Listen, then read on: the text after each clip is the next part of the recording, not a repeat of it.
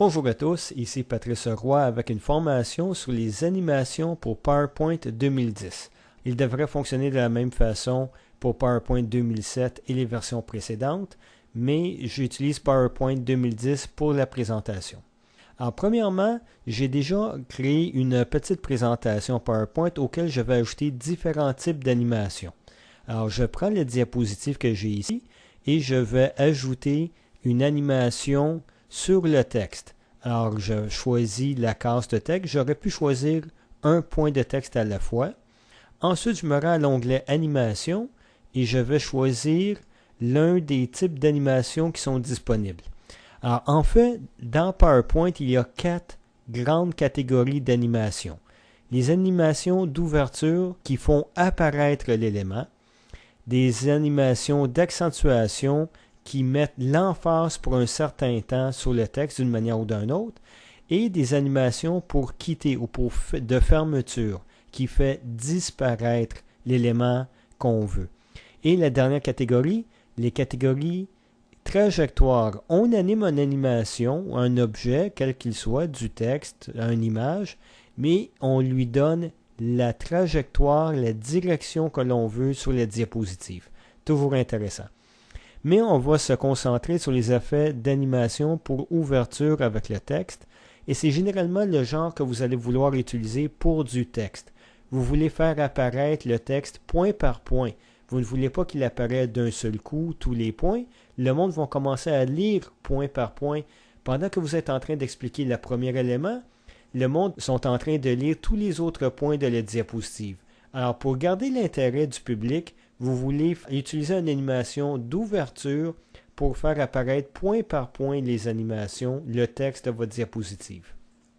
Alors, vous avez quelques animations ici et vous avez ici autres effets d'entrée. Concentrez-vous sur les autres effets. Alors, vous en avez et on peut en ajouter encore plus lorsque vous utilisez autres effets. Voilà.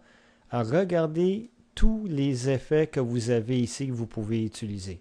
Alors, je vais juste utiliser le genre damier pour cette fois-ci. Vous allez voir l'effet dans quelques instants et j'appuie sur le bouton OK. Dès que vous faites ça, il y a deux choses qui apparaissent.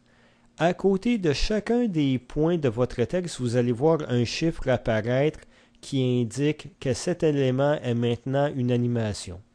Si vous regardez à la droite de l'écran, vous allez voir le volet animation s'est ouvert et vous avez la liste des éléments. Je vais appuyer sur le bouton avec les deux petites flèches vers le bas pour que vous puissiez voir la liste de tous les effets qui sont animés. Vous pouvez animer du texte et d'autres genres d'éléments aussi.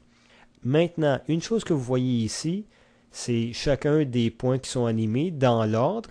Vous pouvez changer l'ordre si vous désirez. Je clique sur l'élément qui m'intéresse et si vous regardez maintenant au bas de la case, vous allez voir que vous avez l'option réorganiser pour monter ou descendre l'élément sur la liste. Je ne le ferai pas ici, mais c'est de cette façon-là que vous pouvez changer l'ordre des animations sur votre diapositive.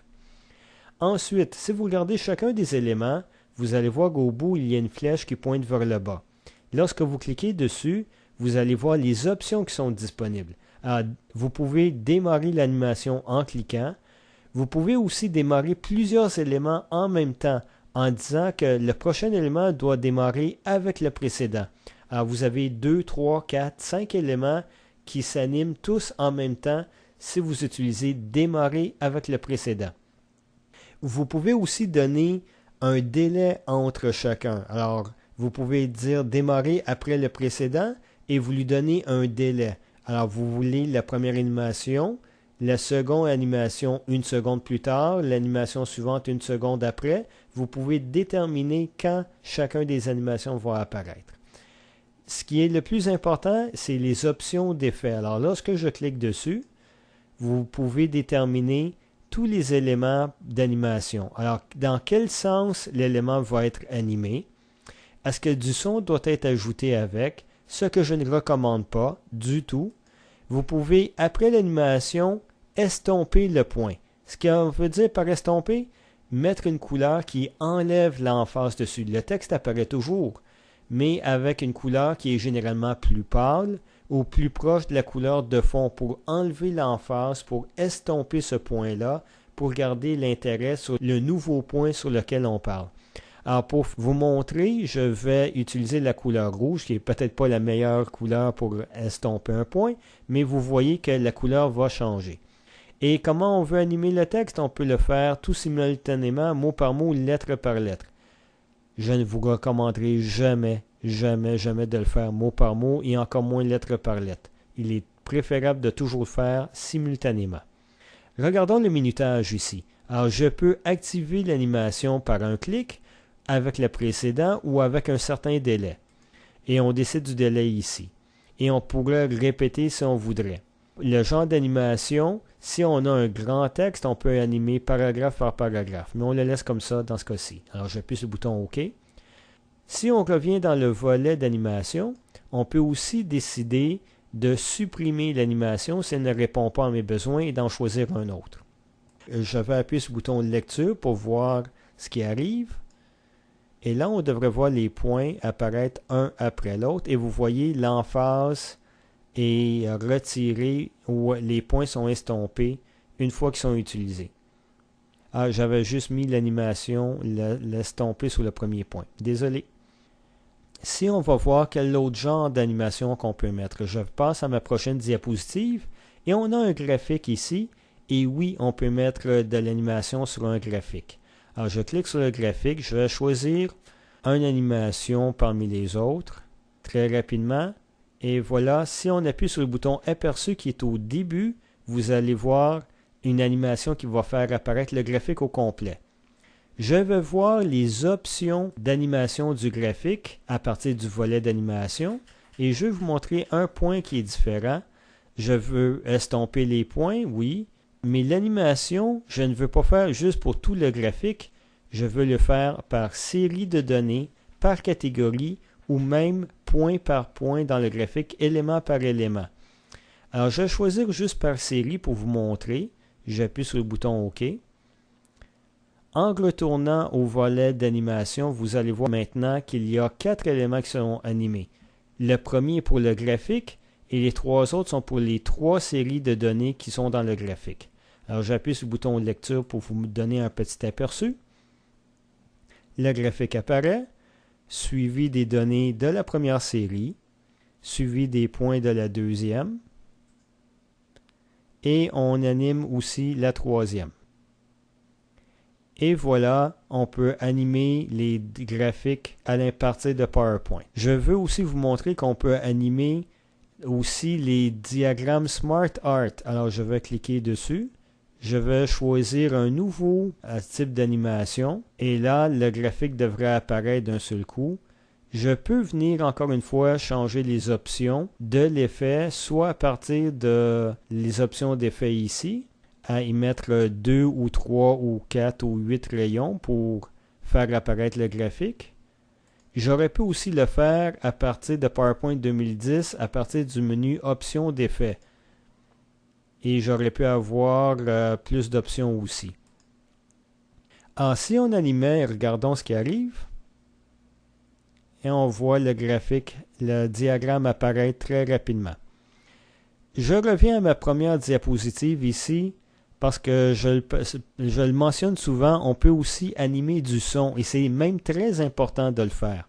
Alors, j'ai déjà inséré un son qui provient de la bibliothèque de démonstration de Microsoft et je vais mettre une animation dessus. Je vais appuyer sur le bouton lecture pour dire le genre d'animation que je veux, c'est pour commencer la lecture. Le point va apparaître et voilà, on a l'animation qui apparaît. Je vais même en profiter pour utiliser les boutons réorganiser qui sont au bas pour le mettre en première position. Voilà, je veux commencer la diapositive avec le son au lieu de commencer avec le texte. Et une autre chose que je veux regarder encore en appuyant sur le bouton à la fin, voir les options de l'effet. Et là, c'est très important, c'est d'animer le son pour plusieurs diapositives. Alors, interrompre la lecture avec un clic après la diapositive ou après X nombre de diapositives. Alors là, nous sommes à la deuxième diapositive. Après 3 diapositives, la deuxième, la troisième, la quatrième, le son va automatiquement s'arrêter. Si vous voulez que le son continue pour toute la présentation, vous ajoutez des diapositives jusqu'à la fin. Alors, c'est à vous à décider si vous voulez interrompre la lecture après une diapositive ou après X nombre de diapositives. Une autre chose qui est très intéressant, c'est mettre des animations de trajectoire. Si vous voulez simuler quelque chose, vous voulez animer, on peut le faire. Alors, si on regarde au bas ici, j'ai ajouté une petite automobile auquel on va ajouter une animation trajectoire. Alors, je vais regarder la liste des animations. Je vais choisir Autre trajectoire et je vais choisir une courbe S1. Je vais appuyer sur le bouton OK. Et vous voyez, l'image est à l'extérieur de la diapositive et elle va apparaître. Alors, je vais juste agrandir la courbe un peu et vous allez voir l'auto apparaître sur la diapositive. Si l'image sortirait de la diapositive, on appelle ça une animation de sortie ou de fermeture. Alors, on peut regarder ce qui arrive. Vous allez voir l'automobile apparaître à l'écran. Oups, un peu trop rapidement peut-être. Alors, il faudra que je change le minutage dans les options d'effet et dire déclencher, démarrer en douceur, finir en douceur et peut-être augmenter un peu le temps. Le minutage à 2 secondes, on va le mettre à 5 secondes. Voilà. Alors, lorsque je vais l'animer encore une fois, vous devriez mieux voir l'auto apparaître. Voilà. Alors maintenant, si je veux animer, vous montrer ce que j'ai fait, je vais aller ici, on va commencer la présentation. Alors, je vais maintenant dans l'onglet Diaporama et à partir de la diapositive actuelle. Et là, vous allez voir, normalement, le son devrait commencer. Et maintenant, on peut faire apparaître les points l'un après l'autre. Et pendant que je parle d'un point, les autres ne sont pas encore apparus. Vous voyez 4 points apparaître. Si je clique maintenant, je peux parler du 5e point. Le 6e est encore masqué. Alors, je peux me concentrer sur les raisons de la croissance et personne ne dira rien là-dessus. Et voilà, je passe à la prochaine diapositive.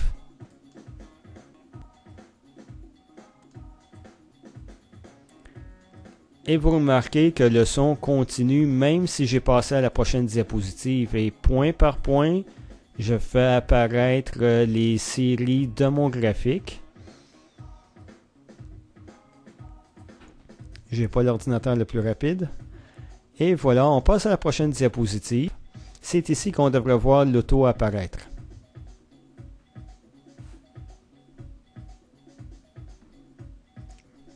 C'est encore trop vite. Mais vous essayez par vous-même les animations trajectoires, vous allez voir. Ah, j'ai terminé, j'ai passé 3 diapositives, donc la musique s'est terminée. Et je voulais vous montrer le dernier, qui est l'organigramme, et je peux aussi le faire animer. Désolé, l'animation était un petit peu trop vite. Mon ordinateur n'est pas aussi performant que ça. Je vous recommande de l'essayer, vous allez voir quel genre d'animation que vous pouvez sortir. Donc, maintenant, vous savez comment animer des éléments, et non seulement du texte, mais des graphiques, des diagrammes, et même animer du son qui est très nécessaire. Et je suis certain que vous pouvez passer des heures à vous amuser avec les animations trajectoires. Alors sur ce, c'est Patrice Roy du site lecompagnon.info. À la prochaine!